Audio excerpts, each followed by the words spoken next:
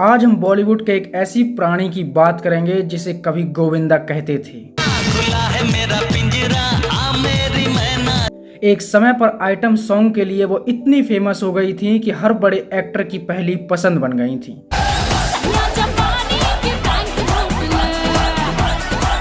जिसने सिर्फ लाइमलाइट में बने रहने के लिए धीरे धीरे इतनी वाहियात चीजें करना शुरू कर दिया कि लोगों ने उसे देखकर कहा, ये क्या है? हम बात कर रहे हैं बॉलीवुड में सिर्फ कंट्रोवर्सी के लिए जाने जाने वाली एक्ट्रेस तो हम इसे बोल भी नहीं सकते, गजब बेइज्जती है। तो हम बात कर रहे हैं ड्रामा क्वीन की, अम्माओं की भी अम्मा, राखी सावंत की। कैसे एक सुपर मॉडल और डांसर से वह फिल्मों में एक्ट्रेस बनी। तू जो बने मंजिल में डगर बन जा, शीरी की कसम, फरहाद की कसम। कैसे उसने गोविंदा और अमरीश पुरी जैसे बड़े बड़े स्टार के साथ काम किया। कैसे धीरे धीरे उसका दिमाग घुटनों से भी नीचे चला गया। जानेंगे राखी सावंत की वह कहानी जिसे देखकर आप भी कहेंगे, बंद करो हाथ जोड़ के। मैं राखी सावंत का जन्म 25 नवंबर 1978 को बंबई में हुआ था। आपको यह जानकर भी हैरानी होगी कि राखी सावंत उनका असली नाम नहीं है। राखी का असली नाम था नीरू भेड़ा। ये तो लेटेस्ट न्यूज़ है। उनकी मां जया भेड़ा ने एक कांस्टेबल आनंद सावंत से दूसरी शादी की थी, जिसके बाद राखी को उसके पिता का सरनेम मिल गया और उन्होंने अपना नाम नीरू से राखी रख लिया और वो राखी सावंत बन गई। मैं और विश्वकन्या। राखी सावंत ने विले पार्ले में स्थित गोकिलाबाई हाई स्कूल से पढ़ाई की और आगे चलकर मीठीबाई कॉलेज में उन्होंने दाखिला लिया। उसे बचपन से ही डांस का बड़ा शौक था।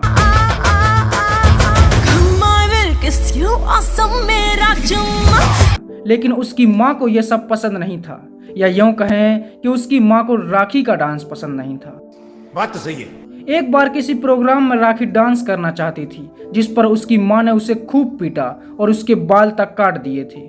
राखी ने वह कंगाली भी देखी है जब उन्हें सिर्फ 50 रुपए के लिए अंबानी की शादी में खाना परोसना पड़ा था, और उस समय उनकी उम्र केवल 10-11 साल थी। राखी को बहुत जल्द ये समझ में आ गया कि घर से उन्हें कोई सपोर्ट नहीं मिलने वाला, क्योंकि अपनी माँ को लेकर उन्होंने कई बार ऐसे बयान दिए। मैंने माफ कर दिया है और इसके बाद राखी ने घर छोड़ दिया। पता नहीं उस समय वो किस नशे में थी कि उन्हें फिल्मों में हीरोइन बनने का सपना आया, और इसे पूरा करने के लिए वो निकल पड़ी। उन्होंने कई डायरेक्टर के चक्कर काटे, उनके सामने गिड़गिड़ाई कि उन्हें एक्टिंग आती है, लेकिन हर जगह से उन्हें धक्के मारकर निकाल दिया गया, क्योंकि भले ही वह अबला और दुखियारी नारी थी, क्या बोला तूने? मतलब परेशान थी, लेकिन वाहियात हरकतें तो उसके डीएनए में थी। लेकिन लगातार चक्कर लगाने के बाद धीरे धीरे राखी को फिल्मों में छोटे मोटे रोल मिलने लगे। राखी सावंत ने अपने फिल्मी कैरियर की शुरुआत 1997 में आई फिल्म अग्नि चक्र से की थी। अपना भी प्यार होगा, कभी नहीं कम। इसमें उन्होंने अपना नाम राखी नहीं बल्कि रूही सावंत लिखवाया था, और इस फिल्म में राखी ने एक हीरोइन के तौर पर काम किया। Thank you very much.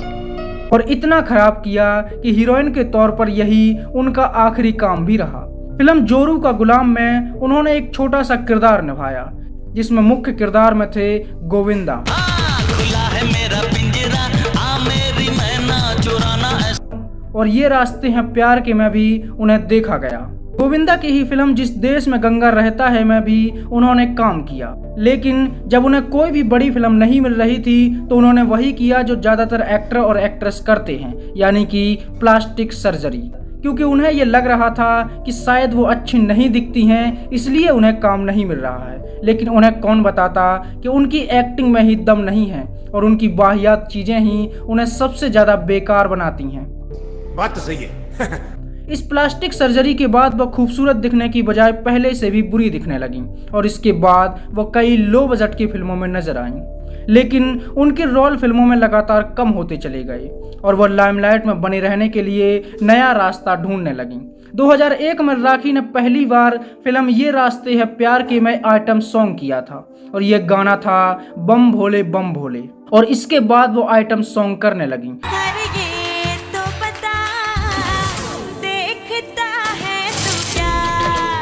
2003 में एक फिल्म आई चुरा लिया है तुमने, और इसी फिल्म के आइटम सॉन्ग में राखी नजर आई और हर किसी ने उन्हें नोटिस किया।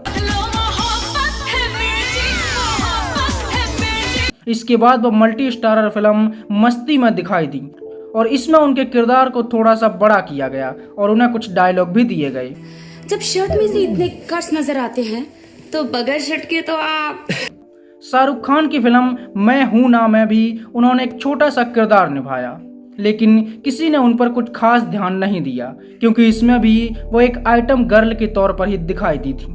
मोहब्बत है मिर्ची वो पहला आइटम सॉन्ग बना जिसने राखी की किस्मत बदल दी और वह एक आइटम गर्ल बन गई।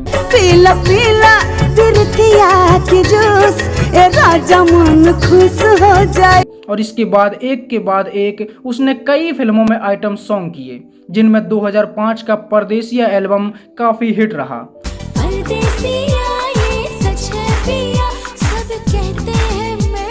जिसमें राखी ने पुराने गानों की ऐसी लंका लगाई कि लोगों ने कहा क्या कर रहे हैं यार तू। राखी ने सिर्फ हिंदी में नहीं बल्कि भोजपुरी, तमिल, तेलुगु और मलयालम फिल्मों में भी छोटे मोटे रोल किए और आइटम सॉन्ग भी किए, लेकिन जिनमें वो सटीक बैठी वह थे भोजपुरी आइटम सॉन्ग क्योंकि वह राखी के ही लेवल के थे।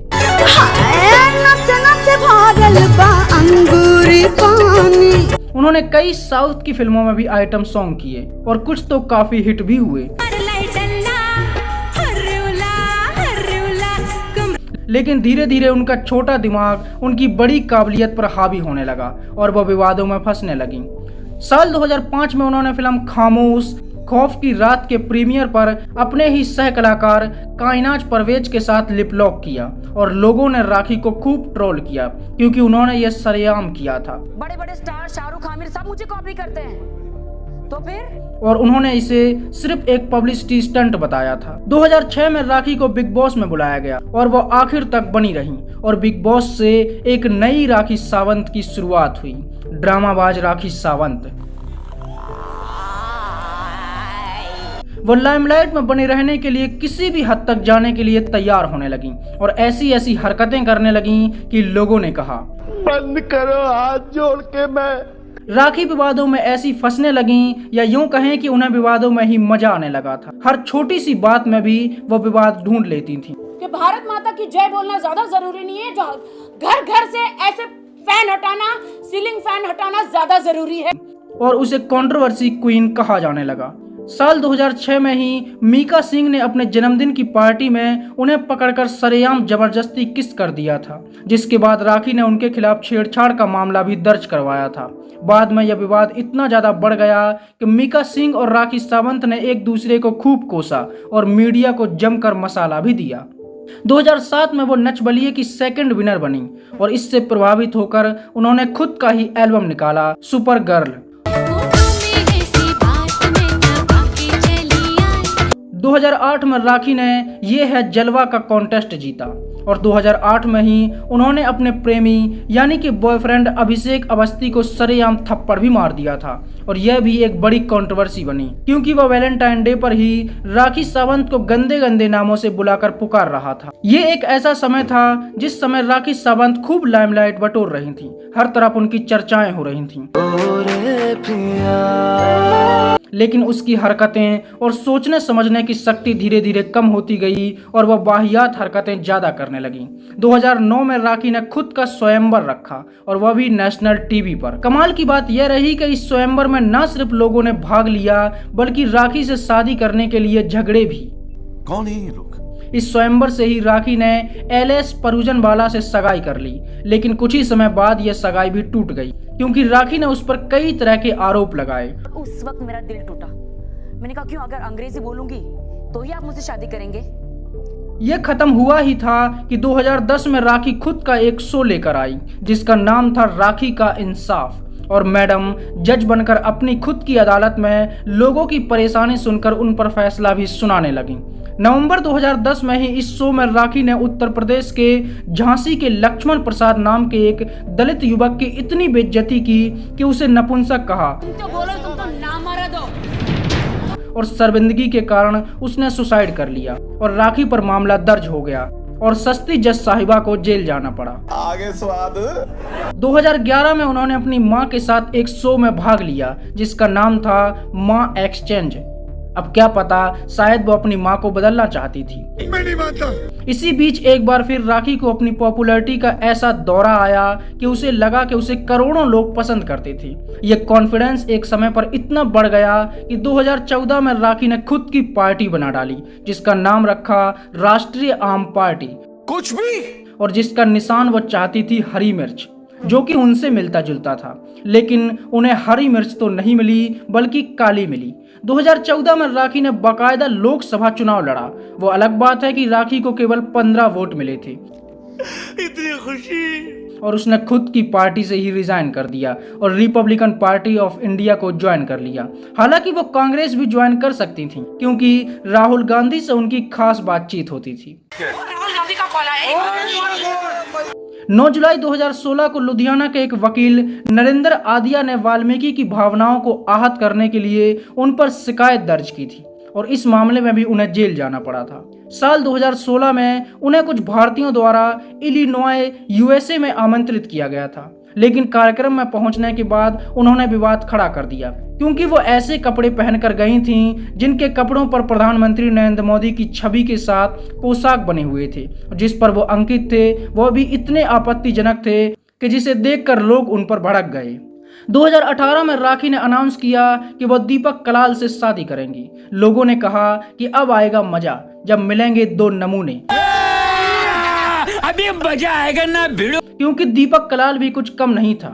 उस समय तक दीपक कलाल पर मीम्स और जोक्स लिखे जा रहे थे, लेकिन यह शादी नहीं हो पाई और लोग इस महान आनंद और सुखदायी अनुभव से वंचित रह गए।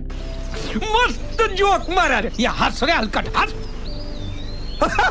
साल 2018 में मी टू मूवमेंट के दौरान जब तनुश्री दत्ता ने नाना पाटेकर पर यौन उत्पीड़न का आरोप लगाया था, तब राखी ने प्रेस मीट बुलाई और उन्होंने न सिर्फ नाना पाटेकर की साइड ली, बल्कि तनुश्री को ड्रग एडिक्ट और झूठा कहकर खूब खिंचाई की। और इसके बाद तनुश्री ने उन पर 10 करोड़ का मानहानि का मुकदमा ठोक दिया था। लेकिन इसके बदले में राखी सावंत ने उल्टे तनुश्री पर ही 50 करोड़ रुपए के काउंटर सूट के साथ उन्हें धमकी दे डाली। हमारे यहाँ ऐसा ही होता है। राखी ने 2019 में खुलासा किया कि उन्होंने एनआरआई रितेश से सीक्रेट शादी कर ली थी, लेकिन आज तक उनके पति की कोई तस्वीर सामने नहीं आई। हालांकि इस शादी को ना तो किसी ने देखा था और ना ही उनकी कोई भी तस्वीर इस शादी से रिलेटेड कभी सोशल मीडिया पर देखी गई। कुछ लोगों ने यह भी कहा कि यह राखी की मनगढ़ंत कहानी थी, क्योंकि उनका पति कभी दुनिया के सामने आया ही नहीं और यह शादी भी एक मजाक बनकर रह गई। बिग बॉस के 14वें सीजन में राखी को एंटरटेनमेंट के लिए बुलाया गया था, लेकिन यहाँ आकर राखी ने जो हरकतें की, उसके बाद हर किसी ने ठाकुर भानु प्रताप की खीर वाली उल्टियाँ की थी।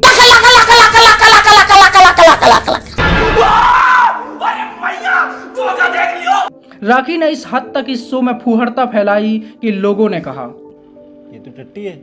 और इसके बाद राखी का दिमाग उनके काबू से बाहर हो गया और वह खुली सड़कों पर ऐसी ऐसी वाहियात चीजें करने लगी कि जिसे देखकर लोगों को दिक्कत होने लगी। 2023 में राखी ने एक और बड़ा कांड किया। उसने अचानक से खुलासा किया कि मैंने आदिल दुर्रानी के साथ 7 महीने पहले ही शादी कर ली थी और इस्लाम धर्म भी कबूल कर लिया था। अब वो राखी सावंत से फातिमा दुर्रानी बन गई, लेकिन यह शादी भी 6 महीने ही चली और राखी उर्फ फातिमा ने जो ड्रामा किया तो लोगों को वो दुखी कम और वाहियात ज्यादा लगी।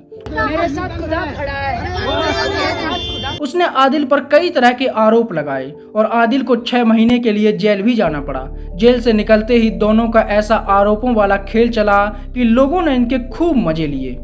राखी अटेंशन पाने के लिए इतना गिर गई कि उसने अपनी मां की मौत पर भी पब्लिसिटी बटोरी और जिस मां को वो बिल्कुल भी पसंद नहीं करती थी, उसे लेकर भी उसने इतना रोना रोया कि सलमान खान को भी खुद कहना पड़ा।